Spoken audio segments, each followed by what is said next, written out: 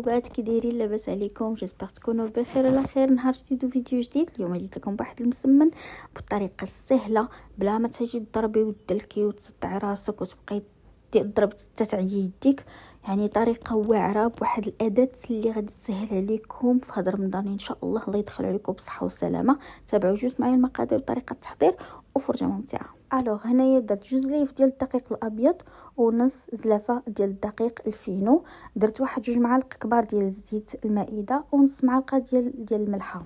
ممكن ديروا سنيده الا بغيتو، كيبقى اختياري. صافي هنا كنجمعو مزيان بلا ما نحتاج نبقى ندلك فيه. تندهنو بالزيت وكنديروه في بلاستيك وكنخليه مده ديال ساعتين 3 ديال السوايع اللي بغيتو. نغطيوه ونخليوه. من بعد ما طلق راسو مزيان العجين ديالنا غادي نقطعوه كويرات صغيورين وغادي نديروه في واحد البلاطو. غندهنوه بالزيت وغنديروه في واحد البلاطو وغادي نخليوه باش يرتاح تقريبا واحد نص ساعه ديال المكانه. ما تفوتوهاش بزاف لان ديجا يعني المسمن ديالنا ديجا ارتاح. صافي غنغطيوه كما قلت لكم ونخليوه واحد نص ساعه ديال المكانه. غادي نجيبو هنايا دقيق الفينو، عندنا الزبده وعندنا الزيت. بالنسبه للدقيق الفينو غادي نديرو عليه واحد الخماره ديال الحلوى وواحد المكون اللي سحري اللي كيخليني المسمن يجي زوين، وانا كنديرو شويه ديال المايزينا معاه. صافي والزبده غندوبوها بيان سور. غناخذو هنا الكويره الاولانيه وغادي نبقاو ندلكوها بلا ما تبقاو تدلكوا بيديكم لان اللي بقيتي كضربي بزاف راه غيضرك. والاداه السحريه اللي غتخدموا بها هو الدلاك. راه سهل وديروا هاد الدلاك هذا اللي كيكون رولي ماشي داك الاخر ديال الخشب. هذا كيسهل، كيجي المسمن مورق، كيجي خطير بزاف. يعني غير جربوا هاد الطريقه هذه وغتسهل عليكم بزاف وغتسربيو داكشي اللي غتبقاو تخدموا فيه بزاف بزاف بزاف.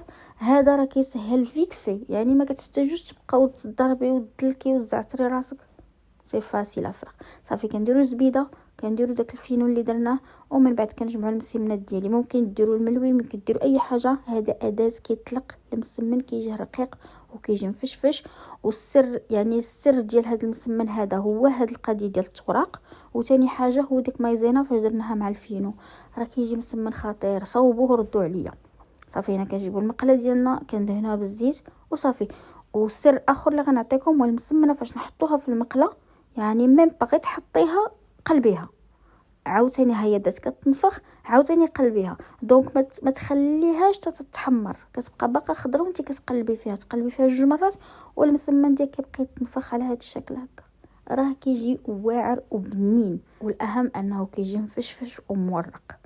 هانتو شوفوا تبارك الله وصل على النبي كي كيتنفخ راه كله كيجي منفوخ وكيجي مورق. هانتوما وبلا دليك بلا صداع الراس حتى يديك ما كيعياوش. المهم ما تنساوش حبوباتي ردوا عليا في لي كومونتير اللي صايبتوهم، ردوا عليا وقولوا لي كيف جاكم مسمن بالدلاك. الله يسهل عليكم ورمضان كريم يدخل لكم بالصحه والسلامه وبالتيسير وبالرزق وباش ما كتمناو. ايوا ما تنساوش الى عجبتكم هاد لا فيديو ما تبخلوش عليا بلي لايك وبلي كومونتير. والاهم حاجه هو ان تابوناو معايا في لاشين. اللي اول مره غادي يشوف القناه ديالي تابونا معايا في لاشين ويضغط على الزر الاحمر باش يوصلوا جديد الوصفات. راه عندي بزاف ديال الوصفات، الا دخلتوا البلاي ليست راه غتلقاو وصفات رمضان. راه غتلقاو بزاف ديال الوصفات كاينين. المهم قدامي شي شويش غادي نعاود نحضروا ان شاء الله معكم شي حاجه جديده. غير تبعوا معايا وتبعوا النصائح اللي كنعطيكم وان شاء الله كلشي غادي ينجح معكم. هانتوما شتيه كيف كيجي مفشفش ورائع. يلا نشوفكم على خير. بسلام عليكم.